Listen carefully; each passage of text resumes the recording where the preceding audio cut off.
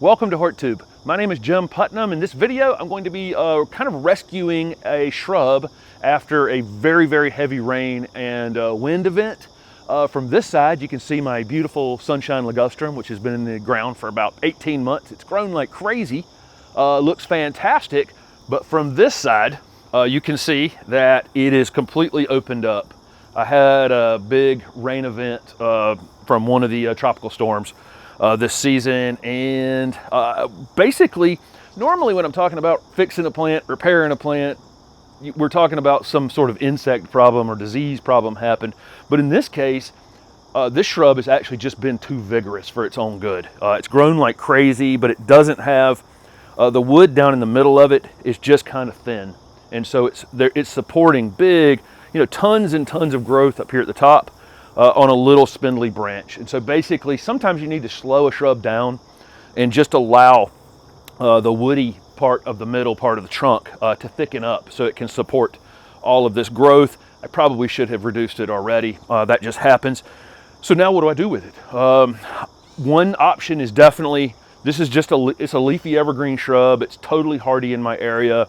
I could really get after this thing hard. I could cut it in half.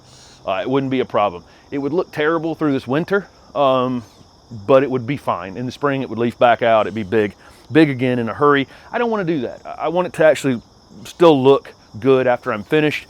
No matter what, I've got to reduce some of this weight that's on it and get it standing back up. I got a couple options for standing it up. Before I start pruning on it to reduce the weight of the plant, I'm going to stake it up, meaning I'm going to pull it back together.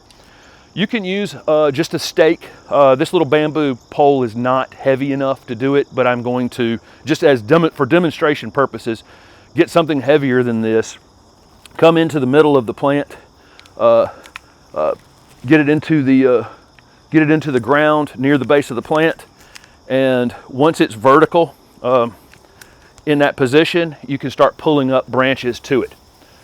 Frequently, there might only be one branch that you need to pull up, and you can just tie it to your stake and kind of be done at that point. And again, at that point, I would just shear off some of this weight off of it.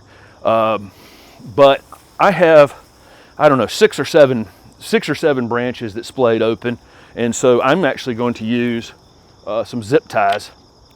I've used this technique before. You can just use regular twine of some kind. That's totally fine. The reason I like to use these zip ties, and see, you can just take one and chain them together.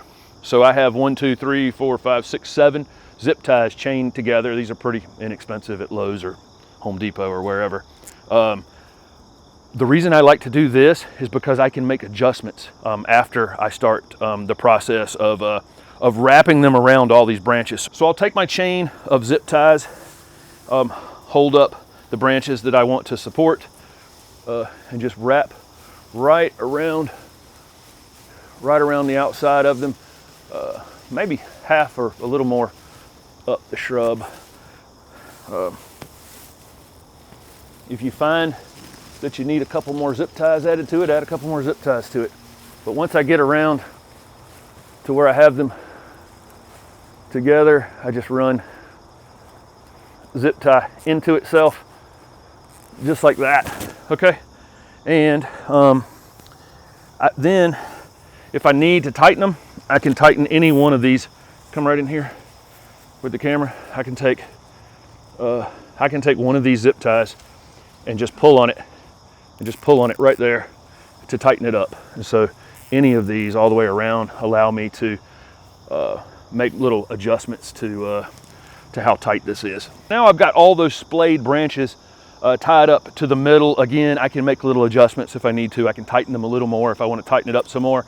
The main thing now is let's get some weight off of this thing. And so it's not trying to splay open when next spring rolls around. Next spring, I'm going to take that,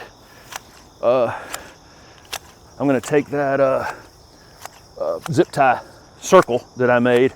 I'm going to take it off of here. But through this winter, I'm going to allow it to just hold it in place. Hopefully I get a little more girth on those main branches that are in the center of it. And like I say, at the end of the day, this is really about reducing reducing the weight that we've had. We're gonna have one little gap here where I tied it up. I tied that branch up in there, and I got one little gap, but it's not that big of a deal at all. That'll fill in really quickly next spring.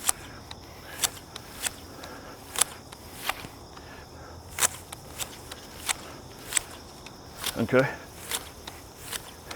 I like to prune up like this. Just be careful not to prune your nose. It would probably be pretty easy to do, but it's a pretty fast technique for making quick work of that. Okay, I gotta go around to the other side, do the same thing. I'm shooting this video at the beginning of September. This is not the ideal time to be pruning shrubs. Doesn't matter so much on this privet because I'm not growing it for flowers. It doesn't flower anyway. It's actually a sterile cultivar. But if this were something like an azalea or some sort of spring flowering plant, I would definitely be removing the flowers for next spring. So keep that in mind, that, you know, this is not the ideal time to be pruning anything. But when you have a situation like this, where additional damage could take place, because this thing's splayed open like that, snow or ice could break this thing apart during the winter time. I think the health of the plant is more important than whether it flowers next spring. Again, this one wasn't going to flower anyway. So I got to get around to the side that really didn't have any damage and do the same pruning on it, just because it's going to look funny if I don't. So let's get after it.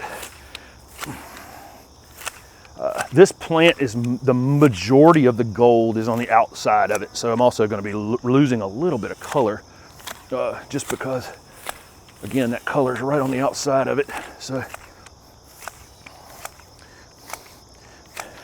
but I think all in all, this is actually going to look pretty daggone good considering what it looked like before I started a few minutes ago.